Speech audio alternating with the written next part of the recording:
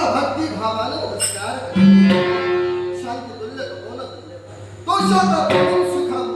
नास्ती दोषणाबरोबर मुळ्याची दृश्य धर्म व्यथा शांतते सारखं होत नाही समाधानापेक्षा श्रेष्ठ सुख नाही तृष्णेपेक्षा मोठा आधार नाही आणि दयेपेक्षा मोठा धर्म नाही जीवनात काम क्रोध मद मोह आणि मत्सर अशा शोध विकारांचा दमन करून या अमरावतीचा न्याय सिंहासनावर हा अमरेश्वरात्मा झाला पण भगवंत जीवनात करता कविता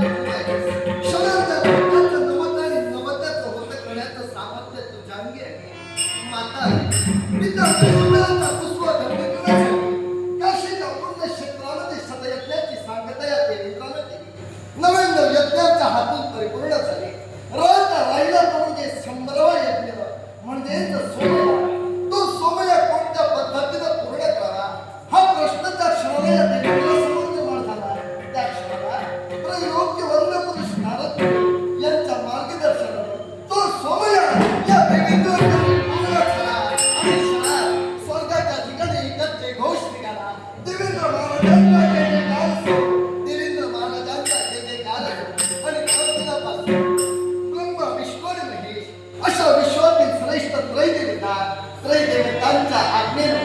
अत्यतिस्कोटी देवतांचा अधिपती म्हणून देवतांची कार्यसूत्र आम्ही आमच्या हाती घेतली न्यायाच्या ठिकाणी कधी अन्याय केला नाही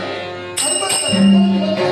दिला नाही दिलेला न्याय हा सर्व देवतांना मान्य असतो